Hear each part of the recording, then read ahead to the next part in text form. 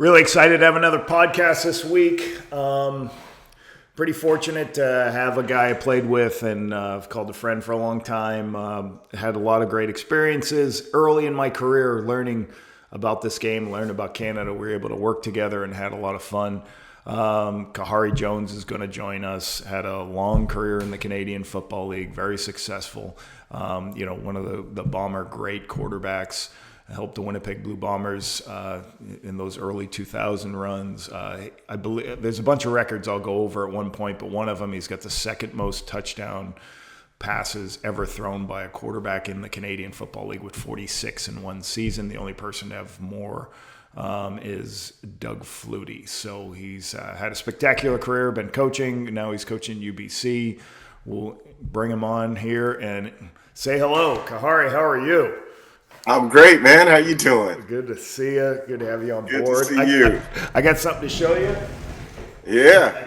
I couldn't mount it up on my wall in time, but we got unfinished business. Look at this thing. I had this I love it. autograph. I love it. It used to be in my Signed office and everything. years ago, but at one point I was a head coach going, why do I need all these opponent, Winnipeg Blue Bomber stuff, and when I was a head coach at other teams and everything, so I took it all down.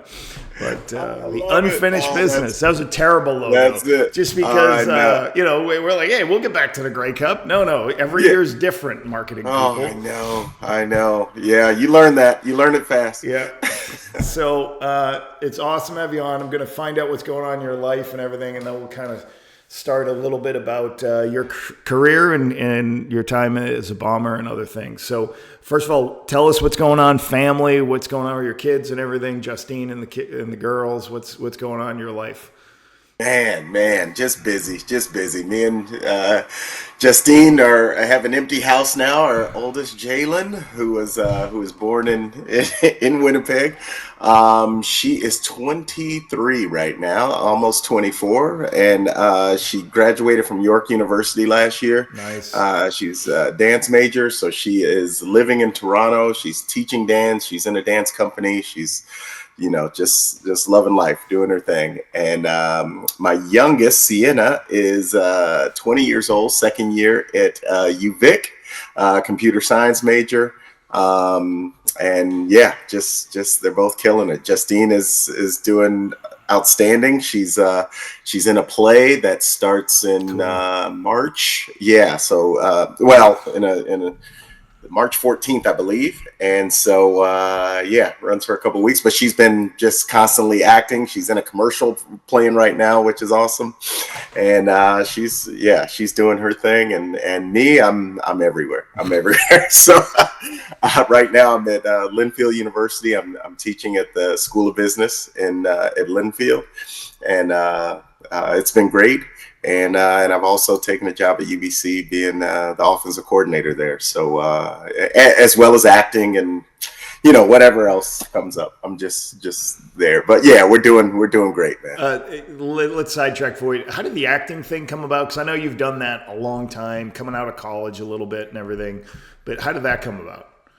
Yeah. Well, I've been acting since 20 years old. That's when maybe before that, 19. That's where I met Justine at UC Davis. After I came from football during the football season, I would go over to the drama department and take classes. Started auditioning for plays, got into plays, and just kind of never stopped. And so, any time in the off season, anytime I have like a little chunk of time, I would try to carve it out and do some acting. I've been in quite a bit of commercials the last 3 or 4 years. I'm playing a truck driver in a commercial that's playing now. I play a dad with a heart condition and or Entivio, I believe, or something. So it's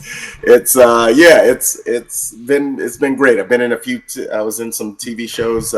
Alert Missing Persons Unit that will be in a few weeks. Okay. I think I have a nice role on that. So yeah, it's just kind of one of those things that I've never left, and one of the things that I really love, besides football, that's my other love. Well, and we know how old you and I are, because now you're getting you're getting heart medication ads. Yeah, right? exactly. Hey, Crohn's and You colitis, can't wait till the Depends ones come up, and you're like, yeah, I'll do it, no problem. Yeah, right? of course. Whatever I'm they there. pay, I'm good, right?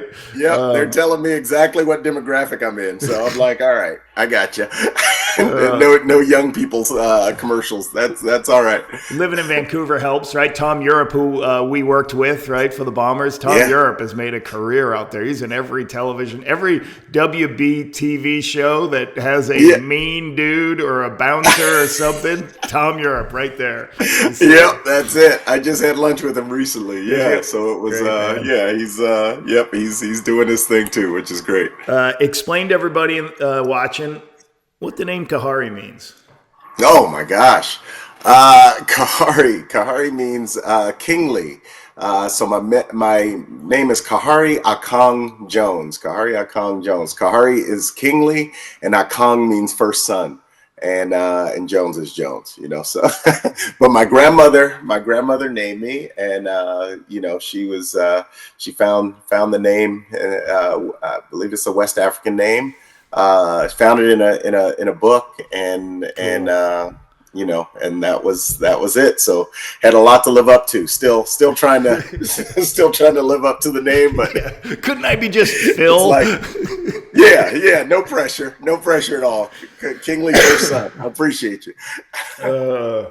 Okay, so after you had a great year at Cal Davis, Ken O'Brien played the NFL, was a great player there. Yourself. Jake Mayer, JT O'Sullivan. I don't know if I'm missing anybody else, but a lot of great quarterbacks went through there. Yeah. Mike Morawski, who played in the NFL for a long time. It was just a weird pipeline for good quarterbacks, and it started with Jim Soker, who was kind of the founding person of UC Davis football, and then Bob Biggs, who's really my mentor. He took it over and had these. I think at one point we had 5 quarterbacks playing professionally at the same time, and for a small school, it was Division II when I was there. Now it's football subdivision, I guess, 1AA, and so. But it was pretty amazing, and the guys who, Mark Grebe, JT O'Sullivan, there's guys that came after me that carved out really great careers, NFL, arena football, CFL now with Jake Mayer. And so it's fun to see that legacy still going on. Your first job was the Albany Firebirds professionally. Then you went to the Scottish Claymores. Did you go for? Did you go over there for the year, or? You tell us one story about going to the Scottish Claymores. That would have been the World Football League, World League of American Football. It was the World Football League, NFL Europe. They called them kind of both at that time, but. Man, it was fantastic. So I got there about 2 or 3 weeks into the season. They had an injury. They called me up. I was going back. I was actually back in Albany, ready to start that year, playing the preseason. And then they called me, and I flew out there, hung out for a few months. It was amazing, man. Lived in Glasgow, which is really this working man's town, and just. Loving life. People enjoyed themselves from Thursday night to Sunday. They were going hard. Loved the games though. That was during the time of Braveheart. So we had a guy coming out with a flaming spear, and he would slam it on the ground at the start of the games, and we would. We won the World Bowl that year. It was really cool, and they didn't know football, know it, but they enjoyed the game. The crowd was nuts. They go crazy. They love the touchdowns, but then they would go really nuts for the field goals or extra points. And so they just soccer guys, soccer. Right. They love the kicking. Dudes. They love the kicking. So I'm like, you guys know this is worth 1 point, right? Yeah. So after that season, how do you get to the BC Lions? What happens? Because you go 3 years at BC. Yeah. So I kind of knew that the CFL was where I was supposed to be. I kind of had a feeling. We used to get games in California, so I'd see them. I knew BC had my rights. So I had an agent at the time who said, hey, let's why don't you just tell them that you're going to be up in Vancouver and you want to try out for the team, you want to look. So I called him up, said, hey, I'm going to be up there in 2 weeks. I'd like to try out. I know you have my rights. And so the general manager at the time, he said, yeah, come on out. We're good. So long story, I fly to Seattle. I don't have any money at the time, really. Yeah. I fly to Seattle. I bus from Seattle to BC. I don't know where their facility is. And this is before the internet and phones and anything. Right. So I'm asking around and I'm just like, okay, you take the SkyTrain into Surrey. I get to Surrey, middle of the night, stay at this terrible hotel, walk over there and say, hey, I'm Khari Jones. I'm here to work out for you.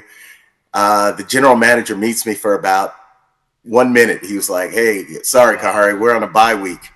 There's nobody here to work you out. You're going to have to come back later. So I said, thank you. I hop on the SkyTrain, bus, plane, go home, and then I do it all again a couple of months later. I drove there that time, and that was in front of Brendan Taman and Joe Paopao was there at the time, and they signed me. So that was how it worked. And how many games did you play? Because you're there for 3 seasons, and then basically how I actually got intertwined with you. I'm at the Toronto Argonauts in the year 2000, and we're struggling at quarterback. Jimmy Kemp's a starter. Jay Barker from Alabama was hurt all season. Jimmy Kemp is starting. We're struggling. They fire the head coach I came in with, and pinball takes over. And then pinball, they go ahead, and Winnipeg basically trades Kerwin Bell, or cuts Kerwin Bell outright, I believe, so they don't have to pay him the remainder of his salary. We sign him immediately. I start working with Kerwin, and I work with Kerwin for 2 seasons. Now, why Kerwin Bell was available is because they cut Kerwin and made you the starter, or you had played versus injuries or something, and then what happened. So talk to us about how that happened and what came about, because I don't remember exactly. You got to play a little bit. Yeah, no problem. So I was with BC for 3 years behind Damon Allen those times. Played a little bit that last year, just enough to kind of show what I could do. I got traded to Winnipeg before the 2000 season. So it was I was coming into games here and there before, but I had my first start maybe 5 or 6 games into the season, and it went really well. So I started against Montreal. I threw for 448 yards for my first start. I threw 3 touchdowns, 3 interceptions. Tell people could have been 6 touchdowns and 6 interceptions. I was just throwing it. It didn't matter. And but we lost to the last second field goal. But I feel like I had arrived then. And so then I kind of became the starter. Kerwin was injured. But then they basically kind of made me the guy. I was kind of sad that Kerwin was traded, just because I had a really good relationship with him, and man. he was really solid to me on the sidelines and everything. I was 2000. I was calling my own plays, and so I would go and talk to him and kind of get ideas and everything, and see what he saw, and so he helped. So then he got over to you guys, and I know they always show that clip when he scores against Winnipeg and spikes himself in the nuts. Exactly. Yeah, you see me right at the end of that clip. You see him coming off the sideline looking at somebody. It's like baby Lapo. It's like me at 30 years old going, "What are you doing?" Right? Oh my God. I love it. So basically Winnipeg, their leadership said, "Hey, Khari Jones is our answer. We're going to start playing Khari Jones." So in 2001, for those who don't know, most outstanding player in 2001, they had a 14-4 record, 12 straight wins. Just a spectacular football season. You guys went to the Grey Cup and lost. You were heavily favored, but lost to a Calgary Stampeders in a close game, 27-19. But tell us about that MOP season. Yeah, what happened with that? Oh, it was a lot of fun. It was magical. We just had that confidence. We built upon 2000. No one thought anything was gonna happen in 2000, but we went to the playoffs. We won a playoff game. We got within a half of beating Montreal to go to the Grey Cup, and so we felt like we had something. And 2001, we just came in firing, and yeah, won a lot of close games. It wasn't like we were blowing people out. We just had a lot of confidence going into the fourth quarter that we were gonna find ways to win, and we often did. We won 12 in a row, but then we probably could have.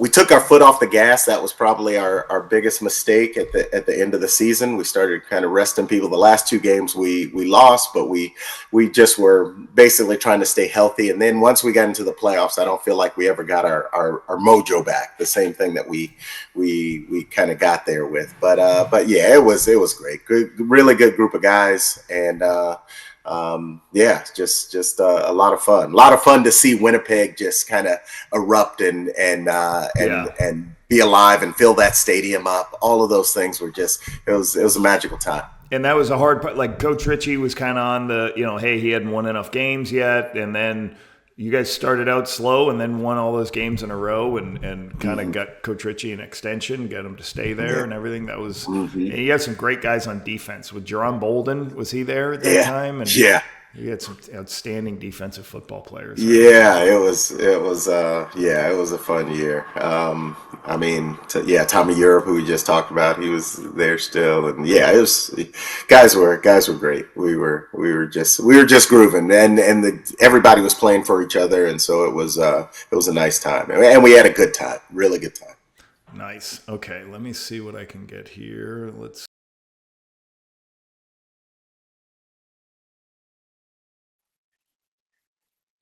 Milt had to be the best, best at what he did, best at, training all around.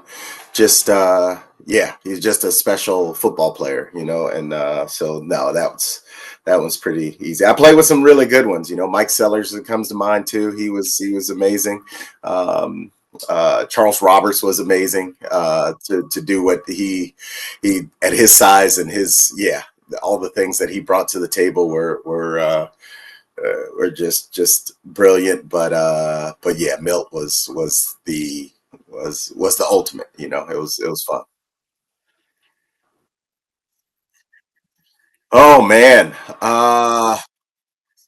yeah, Sellers is up there. That's one of the first ones that I think of. Jerome Bolden is one of to see a guy like that. Just as fast as he was. Uh, who was we had him? He was a returner, but he played a little receiver. Yes, thank you. Oh my God.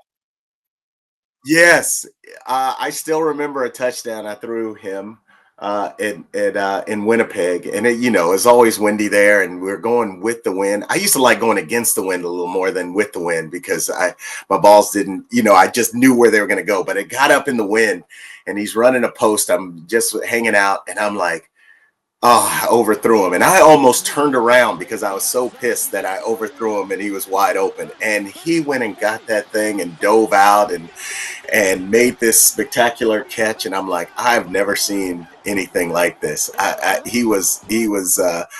talk about the fastest guy I've ever played with. It would probably be him. Man,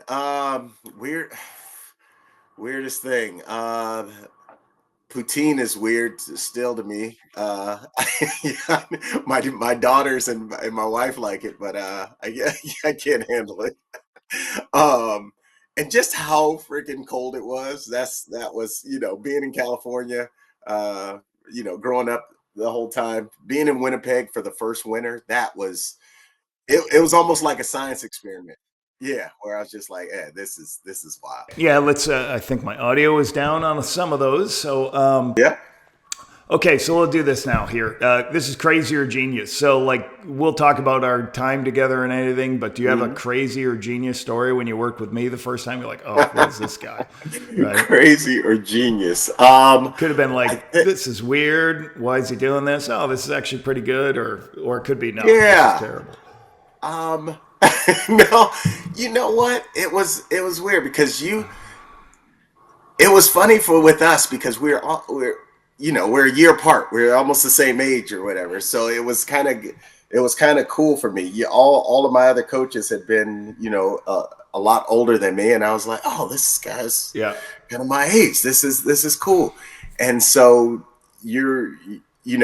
I think the first year it was great because we had come off that first season and you were getting involved with us and figuring it out. I think the one of the cool things you did was and I appreciate it, is that you trusted me to make decisions out there and make them on the field and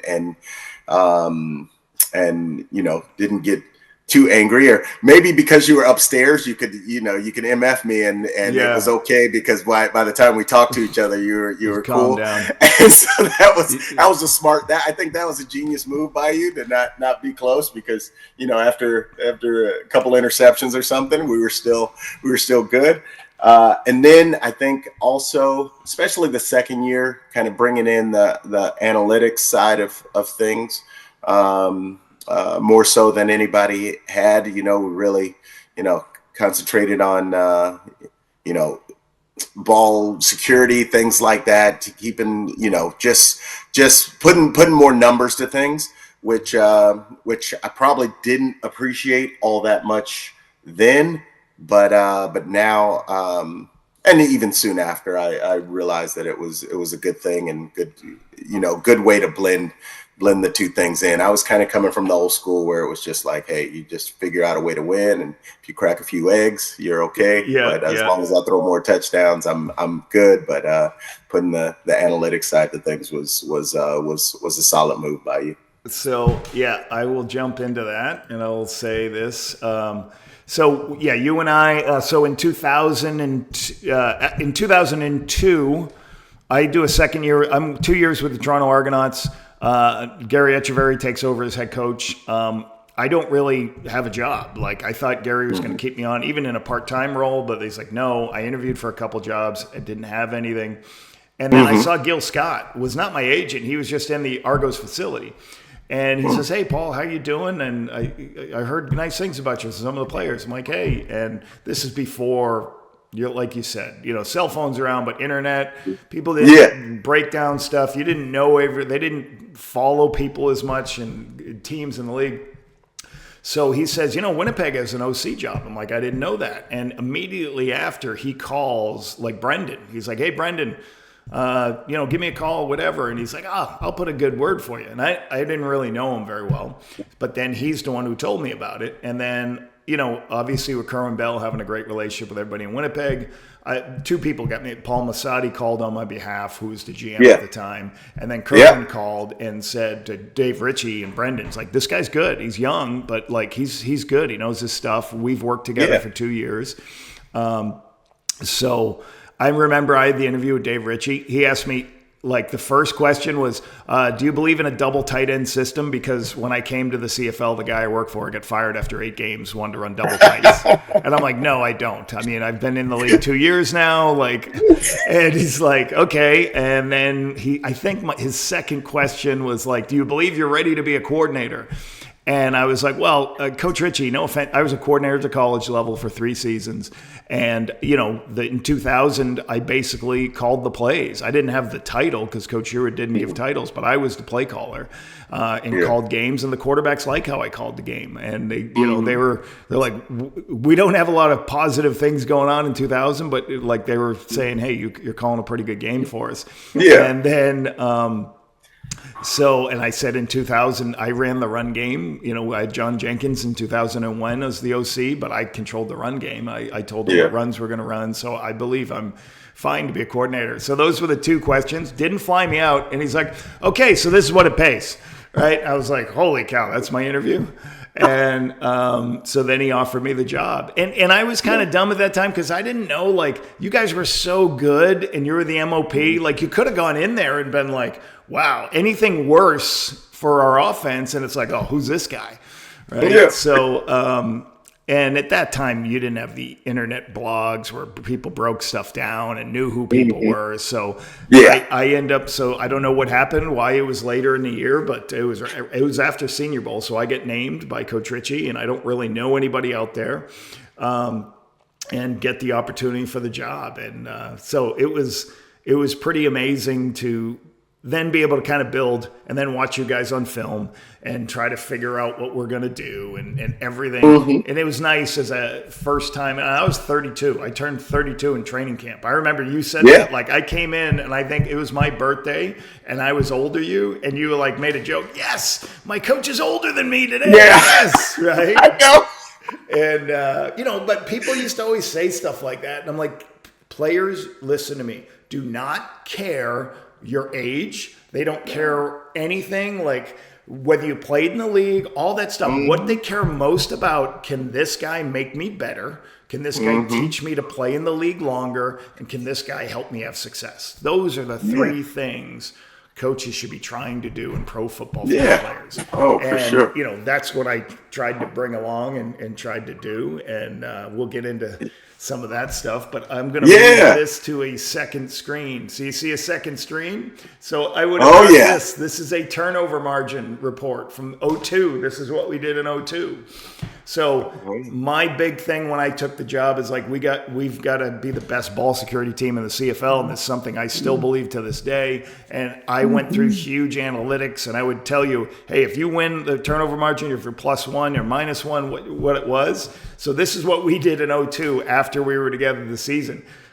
Khari threw for 46 touchdowns, second most in CFL history. We also threw 29 interceptions. Oh, my God. So I was like, all right, we can hold off on that. But, he had 29 picks, but he had a lot of TDs. And you look at some of the other numbers, Calvillo, like this – Calvillo, 27, McManus, 23, Marcus Crandall, 26, Damon Allen, 22, Ricky Ray, 24. I mean, your numbers are spectacular that year. Yeah. Right? Spectacular. So then this is 9 out of 29 interceptions were on first down. So we would have been talking about, hey, maybe we got to be careful more on first down. 15, if you remember, poor ball securities. We didn't say the word fumble in the meeting rooms. We had 15 PBFs.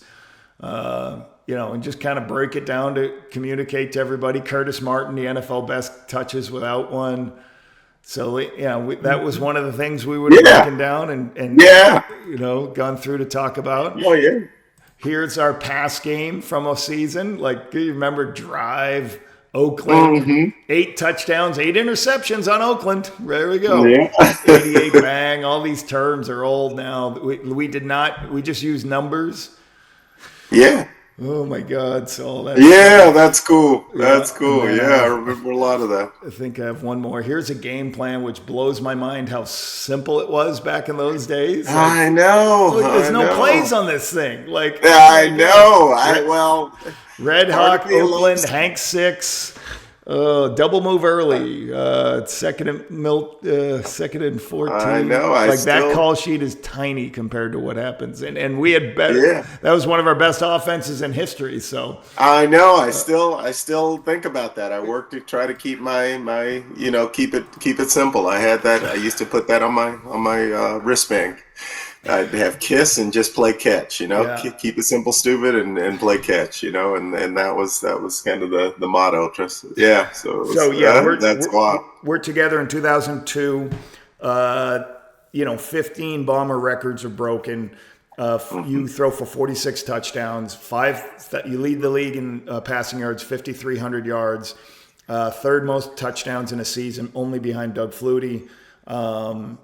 Over the same period of time, you're more touchdowns than any quarterback in the CFL and NFL. You set 17 Bomber passing records. You had 5 games, and this blows my mind. When I would tell other quarterbacks about this, you had 5 games where you threw 5 touchdowns. You had 25 touchdowns in 5 games. And that's wild. It was just a crazy scenario that would happen. And now, coverage was different back in those days. There was not as much quarters. There was match coverage. There was man coverage, and there was cover 3. And not a lot of teams played match, but it was mostly cover 3 and man.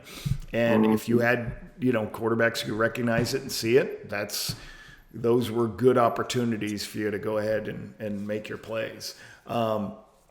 So like, talk about, so '02 we get together.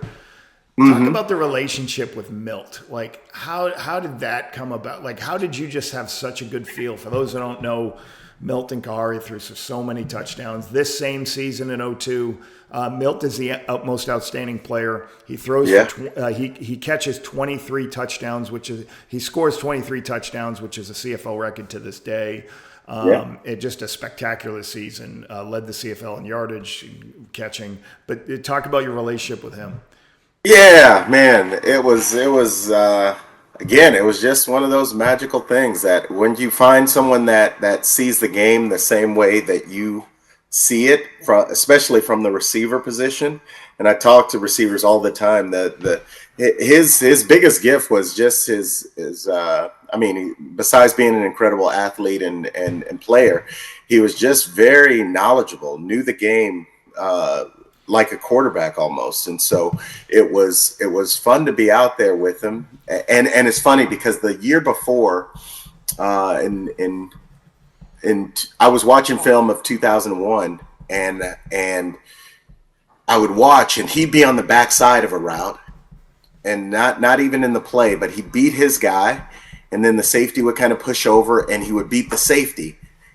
And something just clicked in me, and I'm like, why am I not making him my first look more often? Even though he just had that ability to win, and so smart. I didn't mind waiting a little bit and taking some time, and so it's like let's make him my first option. And then we got into it to where and I still remember this where most offenses they have a blitz. Someone to change the route on a blitz, and so on this route it's the backside guy and it's W. On this guy it's Y. Side adjust. This guy I remember, and I'm like, it's always going to be Milt. It's this is Milt. Whenever it's cover zero, I'm throwing to Milt. So regardless of whatever other guys are doing, I know he's going to see it because you have to trust that the other guys are going to see zero at the same time. If they're hiding it too long, someone may not see it and you get hit in the ear. I knew Milt was going to see it. I knew Milt was going to see when the safety was down, when he was out of the middle. It got to the point where it didn't even have to be cover zero. If he saw the safety leave and maybe we had an out route called on him, he saw the safety. I knew he was seeing the safety out of the middle. He knew I was going to see him. And so instead of running the out, he'd run the go route and I'd throw him the ball. And so, it was really cool. And just, he knew how to change speeds. I knew how to read him out on the field. So he didn't, if it was called for a 12-yard route, if he went 14 or 16 yards to win, I knew he was going to win the route.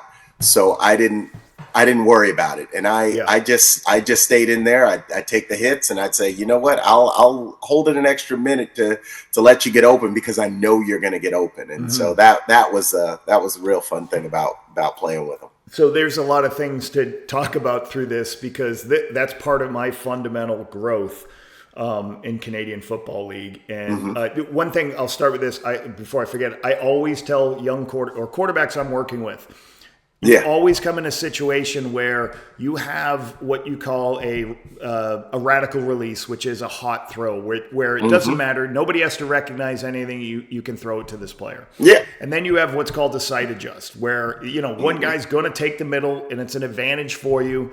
And I can tell you all the time I get in situations with like a young quarterback who's trying to make the team, and he's got a couple of reps, and all of a sudden a blitz comes up, and he's with the third unit, and he's holding the ball because the sight adjust guy doesn't, he's like, oh, I'm going to throw to the sight adjust guy. And he doesn't throw the hot throw, and he gets hit, and he gets sacked. And I can vividly remember telling multiple guys, like, listen, like, what are you doing? Well, that guy's supposed to sight adjust. I'm like, it's your job to know that player, just like you talked about. You knew Milt would take it, so you trusted him. Like, you should not be early in training camp expecting a third string guy that you have not had a lot of reps throw the hot throw until you really have a relationship with that person. Get it out of your hands. I get to And I would say this. So, like, I am obviously very proud of those seasons, '02 and '03, that we, all the records we broke and all the things we did. But I think one of my successes in my career, and first of all, it's always successful coaches have great players. You already mentioned Mike Sellers, Charles Roberts, Arlen Bruce, Milt Stegall, Khari Jones, Marcus Howell was in that crew. We had great offensive football. Robert Gordon, Robert Gordon, like, so, that's a strength for a coach. Yeah, that's great. You had a bunch of good players. But I think my strength is always seeing what guys do well and letting them do it and do more of it. And that's why we threw it a ton that year. That's why I gave Milt a bunch of different things. And I had to change my ideas of when I got there. I can remember it vividly. If we saw cover zero, you were going to make a call. We were going to slide to the field, and we were going to throw a corner route with 2 hitches. And that's what we were going to do. If you recognize it, we were going to basically make a call and move the whole defense and give you time to throw. And, like, I installed it. You guys were great. You guys started doing it. And then a couple of times in practice in zero, you didn't make the check. Milt took the middle, and you just threw it. And I'm kind of watching it, and I'm like, all right, what are we doing here, right? And you guys, well, this is what I saw. Okay, all right. Well, remember our check, guys. If you see it, make the check. And you do it like 3 times, maybe during training, early in training camp. And after a while, I'm just like, we should do it this way, right? Like, I had to be not convinced, because I didn't know any better, and I'd never seen anybody do like you guys did. And then I'll never forget, we're in a game preseason, and I still run this concept to this day. I think at the time we might have called this shallow, and basically it was a dig into the boundary with a comeback. To the field, there was a seam, and number 3 to the field ran an under. It was a high-low on the wheel linebacker. Yeah, we're facing press man in a preseason game, Calgary. You drop back and hit Milt on a seam into the boundary. Milt's boundary number 2. He has a 12-yard dig. He runs right by the guy in press man for a touchdown. So I get on the headset. I'm like, or I'm talking film 2 days later or whatever. I'm like, what are you doing here, Milt? What is this? And, he's like, well, it's press man, Lapo. Digs are terrible versus press man. I knew there was a comeback on the outside. I knew there was a seam on the other side of the field. So if I just converted it and ran a seam, I knew Khari would see it and we'd throw a touchdown. So I'm like I'm listening to the whole thing, and I'm like, okay, all right, that's in from now on. Can you guys do that, right? Yep. Okay, so from now on, anytime it's press man, now we had to define it, under 4 yards, because guys off man, we're trying to do the same thing, quarterback's holding the ball, but I'm like, this is how we are going to do it from now on. And then when we ran our drive series, we started doing the same thing. Anytime he saw zero, we gave him the green light. It was built into our system. Only him to start. Yeah. Oh, right. And then, but that was a funny thing, because you had guys be like, we'd be in meetings, and like you just said, he'd have to break out, and he'd just take the middle, and somebody would be like, hey, Lapo, what's Milt got here? Doesn't he have an out route? And I'm like, after I'm just ripping all the other guys, Arlen, you got to get your depth, Arlen, and this stuff. So the guys understood he did not, he didn't make a mistake, and he saw things. No, he was different. He knew. And for the CFL guys watching this, like, he motioned, I could geek out on this. We played Ottawa one game. He motioned from a 3x2 set to a 2x3 set, and he had a corner out into the boundary. We were running a corner out and 2 hitches. He literally saw cover zero as he motioned across the field. He broke on a post in the middle of the field. You took a 3 and a hitch, and you threw a touchdown. And I'm like, you just do not see that in our league anymore. No. I know. It just doesn't happen. One of the reasons it doesn't happen is because you're probably one of the more mentally tough and physically tough quarterbacks to play in the league, and I've ever played with, because what happened on all those touchdowns? What would you do? What would happen when you threw a touchdown? You would get what? Oh, I'd be on the ground. I'd listen for the crowd to see if it was a touchdown or not on most of them. So, and a funny story about that. So 2001, I had a really good season, MOP, all of those things, but I was beat up. I was really beat up. I cracked my ribs nobody knew about. I had a finger thing. I had, everything was going on. And I weighed about 205, between 200 and 205 that year. And I was like, even after the year, I'm like, I don't know if I can keep doing this Yeah. if I'm getting hit like this. And so I got up to 228 in 2002, and for the sole purpose of being able to absorb hits. And so I'm like, if I'm going to get hit, I might as well just, stay in there and buckle down and have the weight on me to be able to take it. And so so yeah, I never played it that weight again. I was a little too much. Wasn't running all that much, but it was one of those things where I just made a conscious effort. I was, if I was known for anything, I would stay in there and take a hit to deliver a football. And so that was kind of the thing. And because of that, I knew I could give Milt just that little extra half a second it takes for him to win, because like I said, we knew he was going to win the route. So it was all about just finding that time and sliding away from that nearest free defender and making the throw. Yeah, and this is a true story also, is like how we set our protections. You always knew you stayed to the protection number side, and you drifted that way, and the free player came away from, you always drifted away from the free player to buy a little bit of time, and then for sure. Most teams, if not every team now, nobody does it that way because the quarterback doesn't want to get hit. So nowadays, the free player comes right in, always to your face. Like you usually set it up, if possible, to make sure the guy comes, and where you have a radical release, a quick throw, most of the time you try to set it up that way so the ball can be out of your hands. So not many people are doing it the other way when they go through that. What would you say your strength is as a quarterback? What was your strength through those years? Well, I think what you said is I think I was pretty mentally tough. I didn't let anything get me down. I always felt like we were gonna win the football game and have a chance to win. And so if there were tough things that happened early in the game,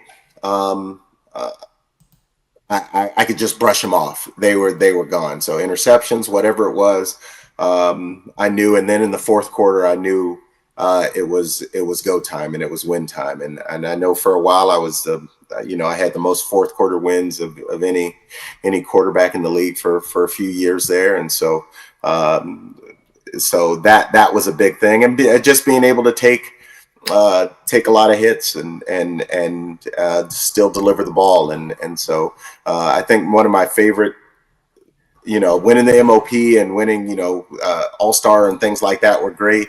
But one of the things I'm most proud of is winning Walby's Warriors 2 or 3 times during my career, because he just it recognized the toughness, I think, and just playing that position. And so, I think that was a big part of my success being a quarterback. And I was late to the party, right? I was 29 when I got you were 29, my first start.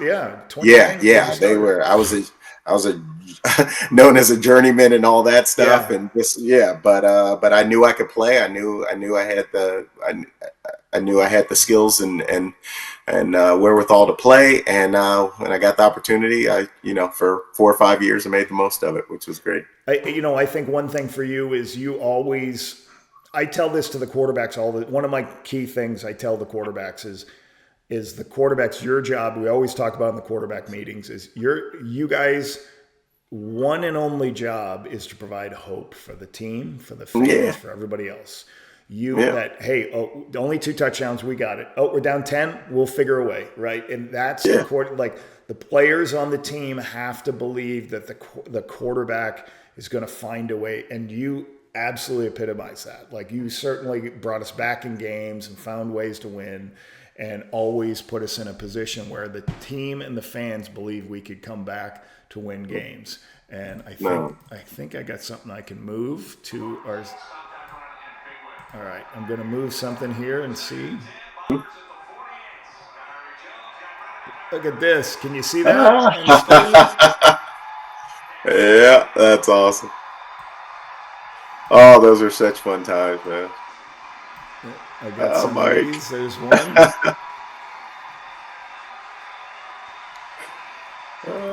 McNeil. Doing his celebration. Oh, Charles. me with hair. Oh, this is funny. Look at me. I'm talking to Charles. Yeah.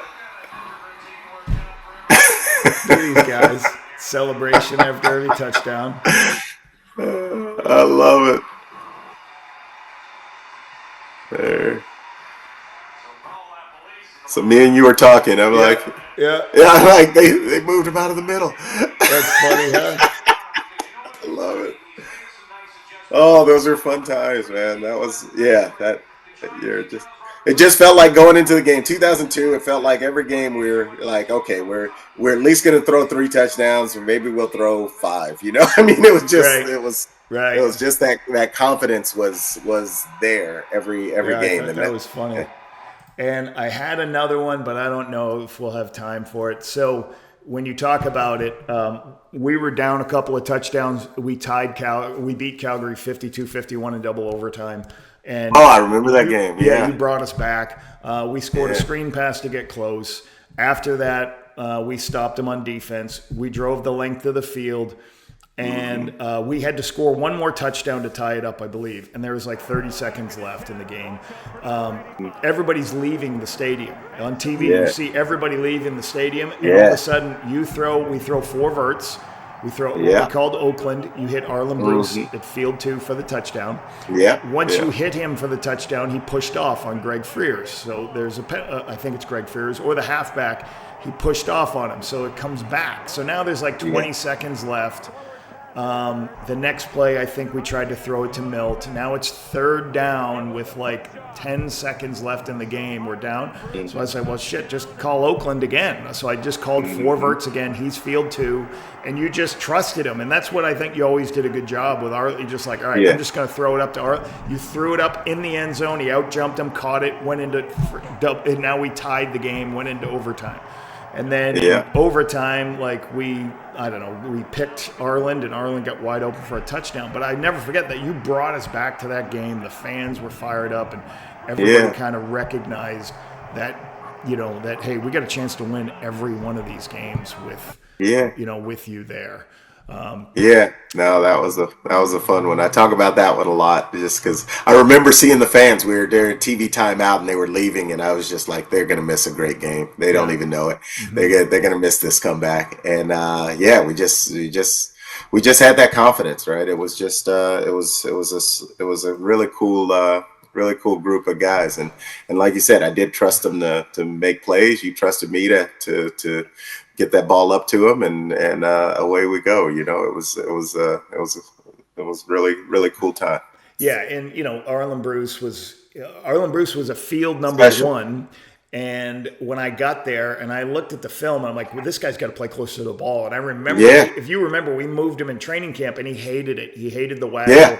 He didn't want to run. He's like, just put me out there and throw me the ball at field 1. And I'm like, just give me training camp and trust me, it's going to be awesome. You're going to be up one seam. Milt's going to be up the other.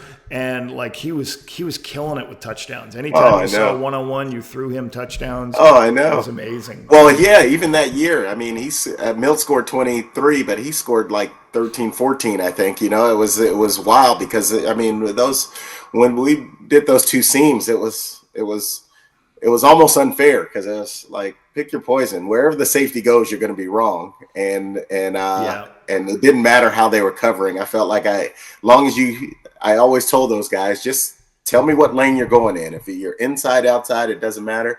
If he's inside of you, great. I know where to throw that ball. If he's outside of you, I just got to move the safety enough. My man is the safety. You guys have yours. And that's what I'm always telling my quarterbacks.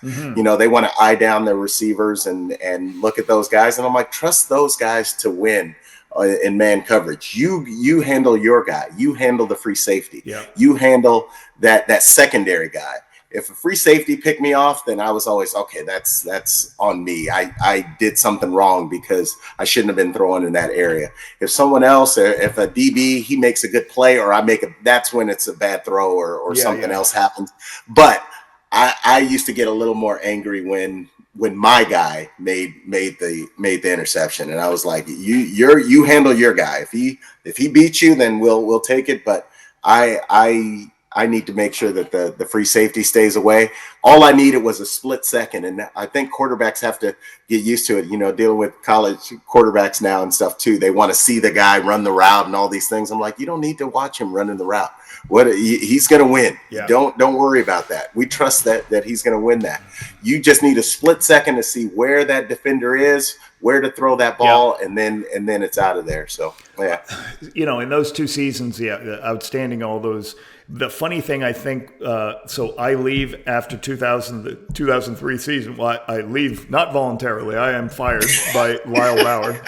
Dave Ritchie doesn't want to fire me. Brendan Tama doesn't want to fire me.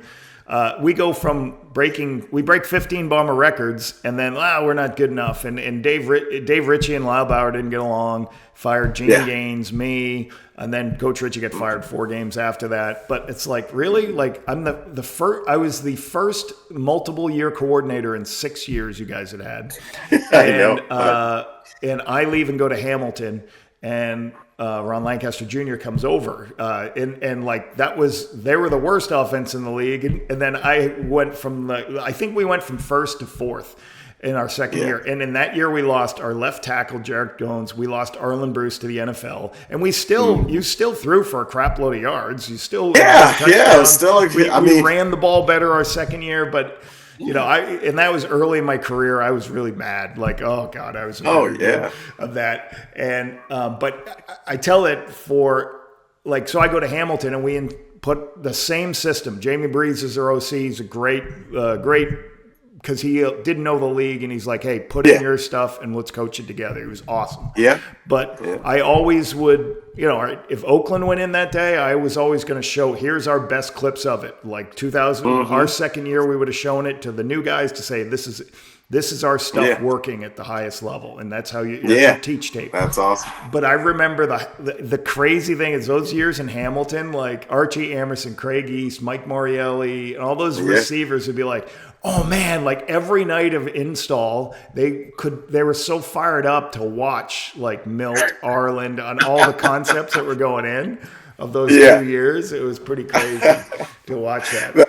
And talk about, so we'll finish with that. Like, so there's stress in Winnipeg. And I remember early in my career as a coordinator, our first 2 games, we win. But nobody knows who the hell I am. I'm just this 31-year-old kid. And but I mean, our first game, you threw 5 touchdowns, and we beat Toronto. I think we beat Hamilton. We didn't play great offensively.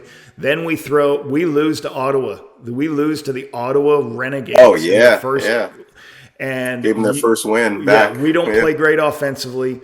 You throw 3 picks, I think, and you throw a pick on the drive to win. We're going to kick a field goal to win, and you throw a pick at the end of the game. And I remember that week going, and like now everybody, I feel like on the team is looking at me. I feel like in the media definitely are looking at me.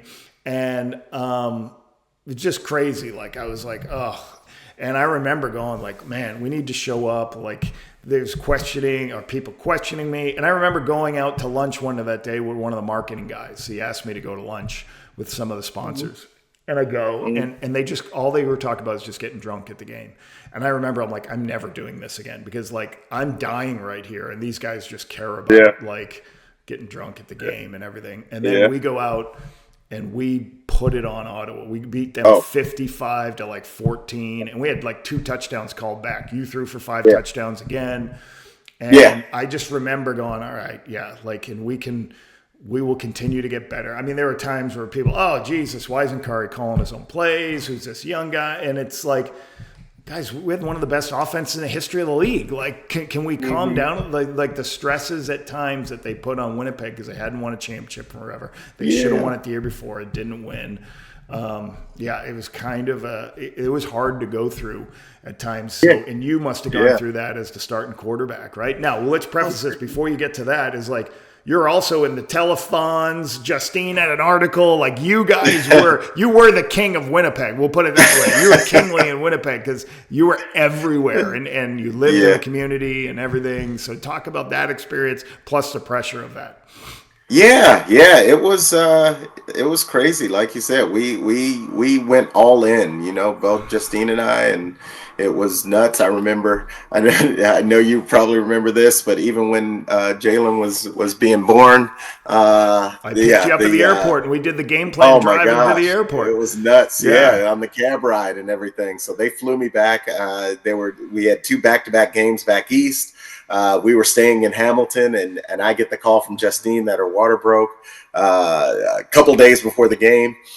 So I hop on a flight. I fly home. I'm there for Jalen's birth, and she's looking at me while we're holding Jalen, and the game's the next day, and she's like, "You want to go to the game, don't you?" And I'm like, "Yeah, Yeah. yeah, I do."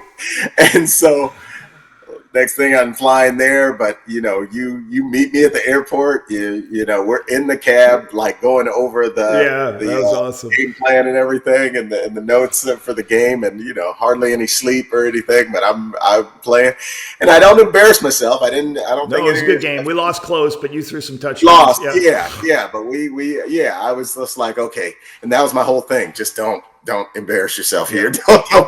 Don't be horrible. And yeah, but there was a lot of care put in. But yeah, the whole thing in Winnipeg, it was just it was a fishbowl. I mean, even when she was being born, we just did everything. We were there, but you could tell the pressures of not winning a Grey Cup were weighed heavily to where, you know, 2002, as good as it wasn't good enough. Then we come back in 2003, have a solid season, and Yeah. you look back on it now. I felt horrible about the season, and I threw 25 touchdowns, threw over 4,000 yards. Yeah. That kind of a season now would be Yeah. lovely, and Yeah. so, but it's so much less than the year before, 46, which Yeah. is a crazy anomaly, and so, you got stuff, I got stuff. It was just like, what is happening here? And then yeah, then you leave, there's someone else. I had 12 different coordinators Yeah. in 11 years of professional football, and so you were one of the few that I've had for 2 years in a row. Yeah. So I hope that doesn't bode well. It doesn't bode well on me, maybe, but I don't know. But yeah, it just me changing teams and stuff too. But even in the Winnipeg and stuff too, there's something to be said for being able to be with the same person and getting to know each other, and some of the best teams have had that constant, especially quarterback and coordinator. So it would have been fun to kind of see, where the different places it could have gone. I would have loved to have been a little younger. My arm was kind of Right. Yeah. fading Yeah. on me at that point. So I was toward the downside of my career with taking all those hits. It does come at a price. And so, by 2004, my arm it was not where it necessarily needed to be, where I wanted it to be. But yeah, it was tough because I wish we could have enjoyed 2003 even a little bit more. I mean, for like you said, we lost a lot of players. It wasn't the same team, and we still found success. We're still 11-7. We Yeah. still Still had a home playoff game, everything, but yeah, the Lyle Bauer and Dave Ritchie weren't seeing eye to eye. And it was they forced some changes to be made, and you go through that, and it's funny about that because I'm like the Billy Martin, who's the famous Yankees manager, has been there multiple times. I'm the Billy Martin of the Bombers because I coached 02 and 03. I become the head coach 10, 11, and 12. Then I go back 16, 17, 18, 9. So I've been there 3 times. And the funny thing, when I was hired in 2010 as the head coach, Ed Tate, who our best man, the man who's the man, the myth, the legend of Winnipeg, he does this long article. And the article is kind of saying, well, we ran this guy out of town, and he had I've never forgot it. He had like a breakdown of the total points scored of a total offense and points scored since I had left. and nothing had come close to beating the 2003 season that Laubauer fired me for. You're like, what? Mm-hmm. You know what I mean? Like, Mm-hmm. yeah, we got rid of him, but yeah, we probably shouldn't have. And yeah. you know, so yeah, the pressure there was pretty tough. But normally you end up going to a better place. That's usually what I you go where you're supposed to go. I mean, I know it from you know, I've been 27 years, almost 30 years of either playing or coaching, and so you know, I've been hired, I've been fired, I've been let go, coaching, playing. I've been a head coach. I've felt good about, you know, my time in Montreal, all of those good things. Great success as a head coach in Montreal. You did a great job there. Yeah, took a team to the playoffs. Thank you, man. Yeah. Thank you. No, it's been a while. It's been a cool ride, and so now I'm, you know, I've learned to love wherever I'm at, and I really love what I'm doing now. So it's all good. All right, let's finish with a couple of these things. I got a couple questions for you. Okay. And, you know, like rookie year, if you can think back, you know, like sometimes like, like what did you have to overcome? What was the best thing you did? What was the hardest thing to do for young, you know, like for a young person coming out of college, going to pro football? Like what was the hardest thing? You know, what did you have to think about? Yeah, I think the toughest thing for me was, you know, I felt like I was ready. I'll talk about my rookie year in arena football because that was really my first year of being a professional. It was different. It was very different. It was tough. Training camp was tough. You know, you're worried you're going to go home. All of those things. I just put my head down and focused every day and said, you know what, I'm just going to give them the best of me. You almost have to block all that out of your mind. And so I was lucky to have people in my life that I could talk to and say, you know, that supported me. But yeah, it was, as a quarterback, it's a little different because you do need to keep your head down. You do need to do all those things, but you also need to, let the coach know who you are. I didn't realize this until I was a coach because, like I said, I didn't get a chance to play till I was 29 years old. I should have played earlier than that, I think, but I don't think I allowed the coaches to know who I was early on. And so they didn't know they could trust me. And as a coach, all you want to do is to be able to trust your players, especially your quarterback. Yeah. So, and it doesn't matter your personality, all of those things, but you just need to let your personality out and let it be known, especially in the room, on the field, wherever it is. Just let people know that you have that fire and you have that drive to you, because otherwise, they're not going to trust you. They're going to go with the veteran. They're going to go with something that they know already, unless you say, "Hey, this is me, and I can do this, and I have that abilities." And that's what I'm always looking for in quarterbacks. Rather than the way they throw, the way they do these things, how do they carry themselves? Who are they around the guys, and all of those things? And so that's a very important part of being a pro. And if I would have learned that earlier, I probably would have had a chance to play a little earlier. Is there somebody early in your career that you're like, wow, that could be later in your career that really helped you from a preparation standpoint as a quarterback or just as a professional? Is there a certain player that what could be Albany, could be Scottish Claymores, could be the CFL that you're like, wow, this guy has helped me become a better pro? Man, yeah, there's a few guys. Player wise, and I'm losing his name now. My Albany Firebird quarterback was great, and he was kind of a veteran in the league in '96, but his name will come to me. Damon Allen was really good to learn under and be with for those years. And Kerwin, and I saw what Kerwin was able to do even in the 5-6 games that I was with him.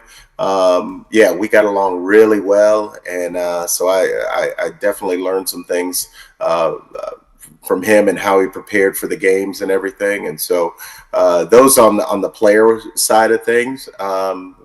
Coaching wise, I had some solid coaches over the years. Yourself, of course, was great and great for my learning. And Joe Pow was really somebody that I admired as a coach, and coaches and my college coach, Coach Bob Biggs, was my guy. And so so I was really fortunate to have good people around me.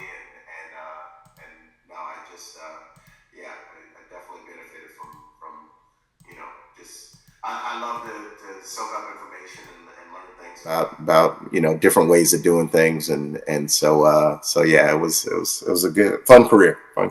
So how about as a veteran, like later in your career, what was the hardest thing, like most mentally tough thing, or what did you have to overcome later in your career when you were either at the end of playing or you weren't playing as much? What was the tough part of that process as a vet? Yeah. Just dealing with the aches and pains, the body was not right. I knew when my career ended, really, and it probably lasted 2 more years after after that. But I was out on the field. I was looking around. There, Z was being pressed up. He had a go route, and I was on the left hash. I remember looking out to him, and I said, "You know what? I don't know if I can make this throw." And that's when I kind of knew, when I didn't have all the ability to throw the ball the way I wanted to, and I was compromising out on the field, then that was the toughest thing for me.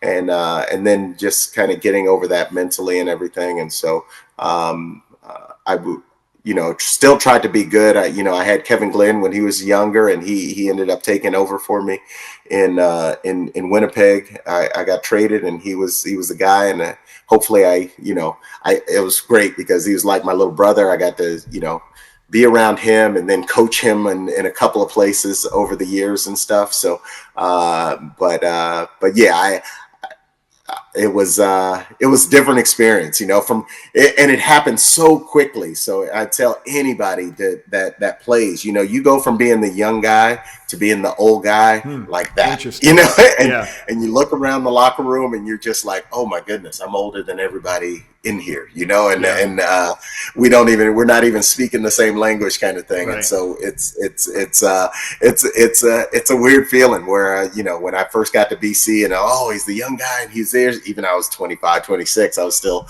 the young guy, but then it turned old pretty fast. So it goes fast. Well, here's, part of the reason probably you didn't have as long a career. Trevor Harris, 38 years old, still playing. Yeah. The game is so much different now than when we played. Yeah. And I always think back like, God, I wish I was as good a coordinator now and coached that team in 2002 and 2003. Mm-hmm. But maybe I'd screw it up. Maybe I'd not let you guys roll as much. But that season, I looked it up. That season when you were when Milt was the MOP and you had the unbelievable year, you threw 46 touchdowns.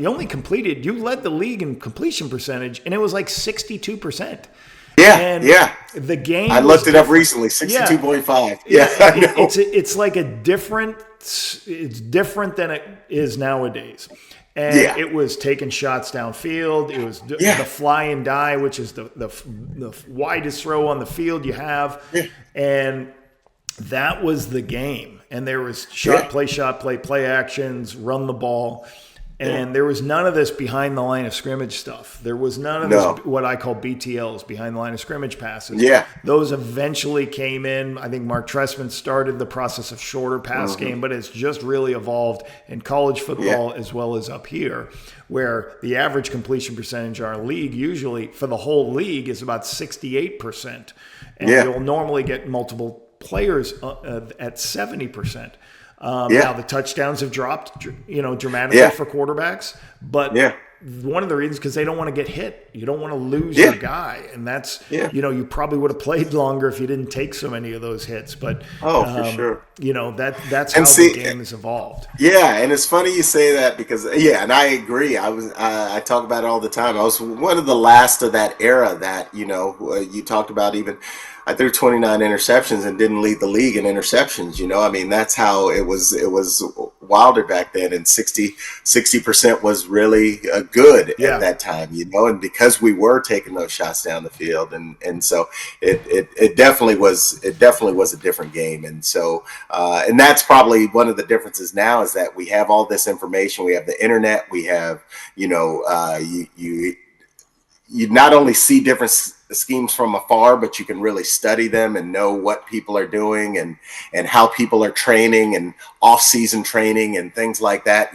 When I got up those 20 pounds, I did it on my own. I didn't have trainer or anything. I just said, hey, let me eat, let me work out, let me do all these things and get this done. And I didn't have anyone to really model that after, you know. And like you said, you were just doing what you knew how to do at that time, because we didn't have all of this other information. Sometimes I think it's great. Sometimes I think like I'm glad you were you then and I was me then, you know, and we did it. I'm okay with only playing, you know, as long as I played, because I just enjoyed playing in that style so much. So it was different. Now, who's to say, you know, with the money that they're making now, I wouldn't mind. Deal with it, I don't want to embarrass anybody telling what the Bombers paid me as an OC back in 03. I remember the offer, and I'm like, Coach Ritchie, I'd make more as a position coach for the Argos. Can you bring the money up, please? So like, last question before we finish. Like, is there something you do from a coach you've heard, whether Dave Ritchie, Joe Pau, or assistant coach? Is there anything that really has followed you in your head coaching profession, your assistant coaching profession, or just in your career that you really, is there a message from one coach, or is something you can think about that stays with you?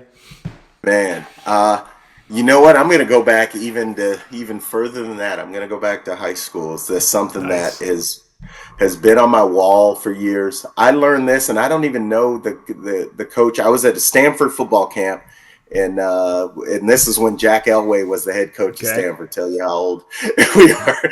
And John Elway came to the camp and everything, and they had a guest speaker.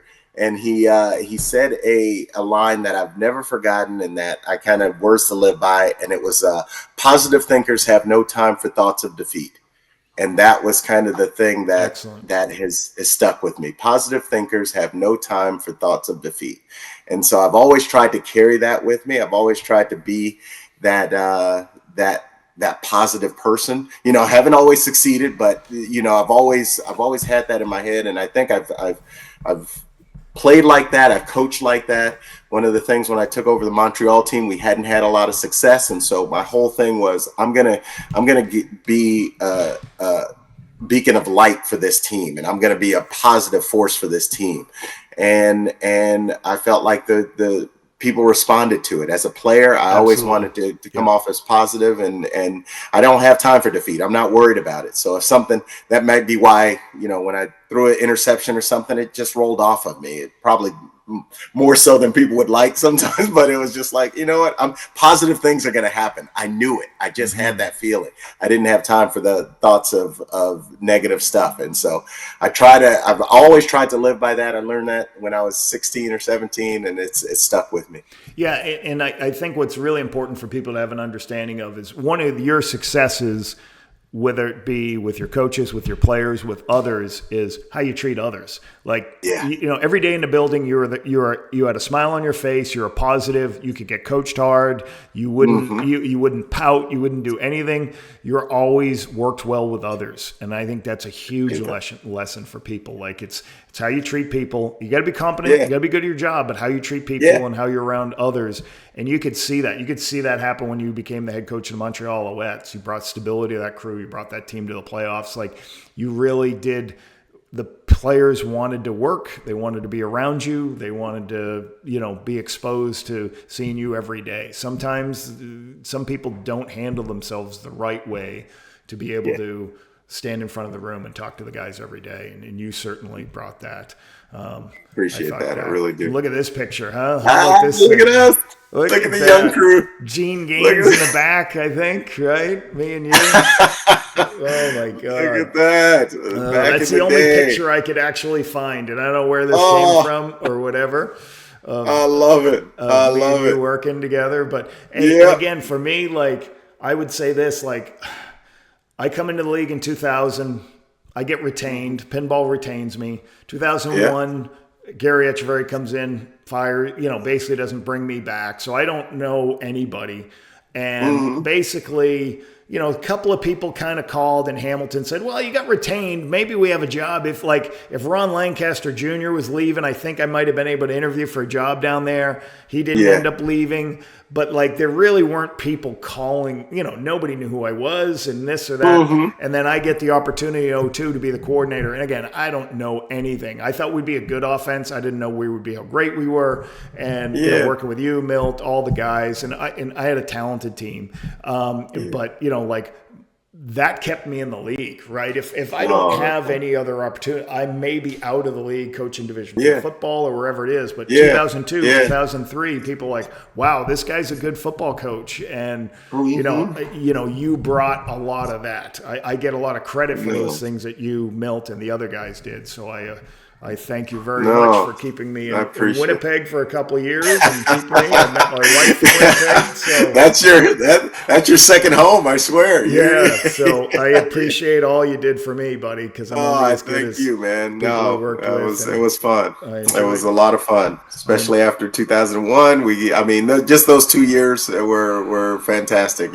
Just to have the same guy talking to you for the 2 years was fantastic. But let alone it be you, and I thought you did an outstanding job, man. And I still think about those years, and even some of the things when I'm talking to guys and everything. It oftentimes goes back to those times and those years, and you were able to handle the situations very, very well, because it was I was trying to be positive, but sometimes I wasn't. Sometimes things happened and went off, but you always handled everything great, and it was just a good blend. It would have been nice to, like I said, if I was a few years younger and started earlier, and we had about 5 years together, I think it would have been pretty magical. Well, we will look for you at UBC games. We're going to look for you on TV. So any other commercials coming on, seeing Khari as a trucker or something with your. I know. Yeah, I'll be there. I'll be there. You'll look up, see that round head, say, yeah, I know that guy. So I appreciate you having you on. It was great to talk Bomber football. I'm sure the Bomber fans will love this. So thanks, Khari, for being on. All right. Thank you, Lapo. Appreciate it.